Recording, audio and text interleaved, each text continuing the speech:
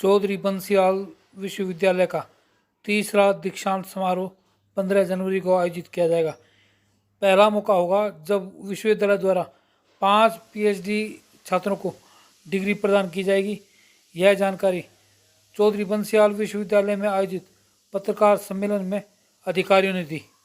मैं आप सबका स्वागत करती हूँ और 15 तारीख को जो कॉन्वोकेशन हो रही है हमारे यहाँ, थर्ड कॉन्वोकेशन, उस सब में आप सबको आमंत्रित करती हूँ।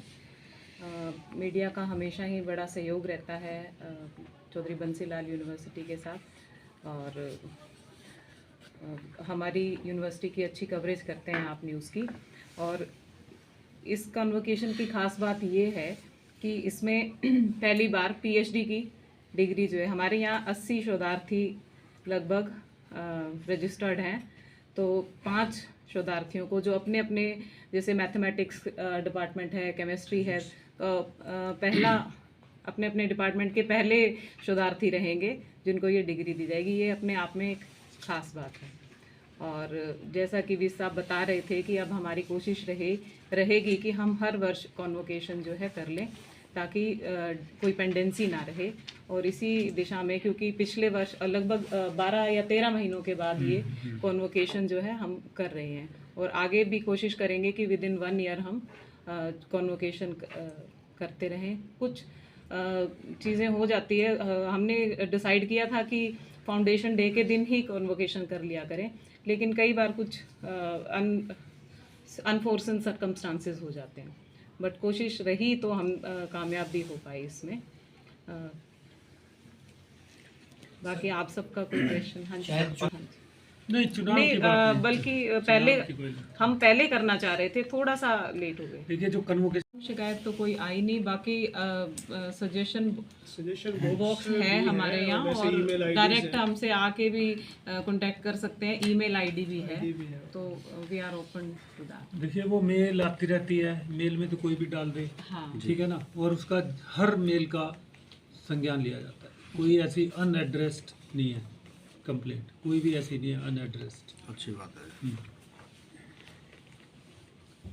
मेल है, मेल है, हाँ, सबके। cblu.ac.in, डीन एकेडमिक अफेयर, देसी ऐसी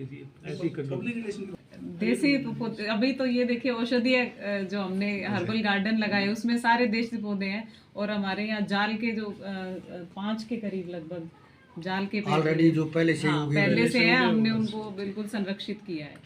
हरड़, बेहड़ा, तुलसी, ये और भी रुद्राक्ष, बहुत सारे, मेरे को नाम नहीं भी याद, रुद्राक्ष, ये सारे हैं वहाँ पर। सिंदूरी, बल्कि मैंने भी कई अभी सुने हैं यहाँ के नाम। हम हमारी तो देखो, ये एक प्लान ये है कि जैसे प्रथम मैं चौधरी बंसीलाल विश्वविद्यालय परिवार की तरफ से, सभी विद्यार्थियों की तरफ से आप सबका आभार प्रकट करता हूं कि आपने समय समय पर यहाँ के विद्यार्थियों के लिए भी, यहाँ के प्रशासन के लिए भी जो भी अच्छी अच्छी चीज़ें हैं वो न्यूज़ के माध्यम से भी, टीवी के माध्यम से भी, और हमारे अखबार के माध्यम से भी उसको हाईलाइट किया है। तो आप सबका आभार। और जैसा कि विस साहब ने और मैडम रजिस्ट्रार ने बताया कि 16 तारीख से जो हमारा उत्कर्ष यूथ फेस्टिवल, जिसका नाम हमारी एकेडमिक जो काउंसिल है उसने, और हमारी जो एसी एग्जीक्यूटिव काउंसिल है उसने भी पास किया हुआ है कि वो आगे से उत्कर्ष के नाम से जाना जाएगा। तो उस उत्कर्ष को भी 16 तारीख से 16, 17, 18 को हम यहाँ नए कैंपस में प्रथम बार आयोजित कर रहे हैं। आप सबको पता है संसाधन बहुत ज़्यादा नहीं है, उसके बावजूद ये 2 बिल्डिंग्स अभी जो विस साहब ने बताया बनी हैं, तो इनका भी फ़ायदा, क्योंकि ये भी कॉलेजेस में अभी तक होता रहा है।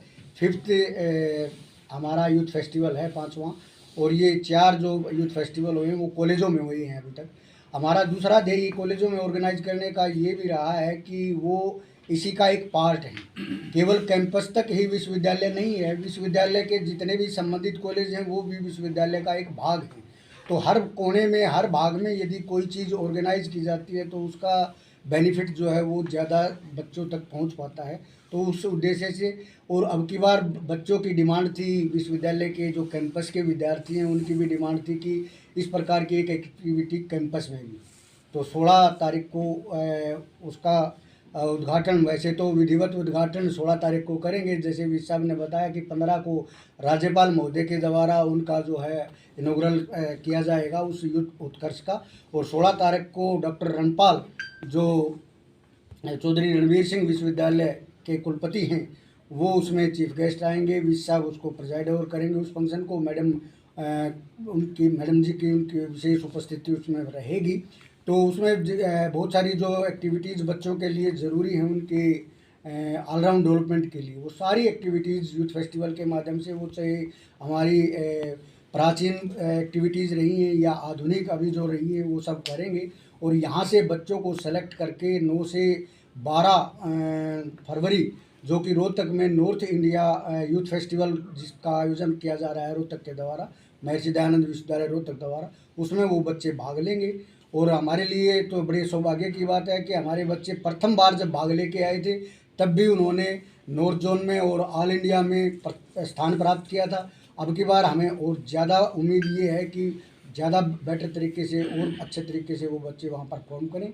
एक और इसी कड़ी में एक और मैं आपको खुशखबरी देना चाहूँगा कि विश्वविद्यालय की तरफ से north India handball women championship का आयोजन भी 18 तारीख से 21 तारीख तक आदर्श महिला महाविद्यालय भिवानी में किया जा रहा है। हैंडबॉल की महिला खिलाड़ियों की जो टीमें हैं लगभग 30 टीमें उसमें भाग लेने जा रही हैं, जिसका 18 तारीख को ओपनिंग सेरेमनी होगी हमारे आदर्श महिला महाविद्यालय में और 21 तारीख को उसका समापन होगा।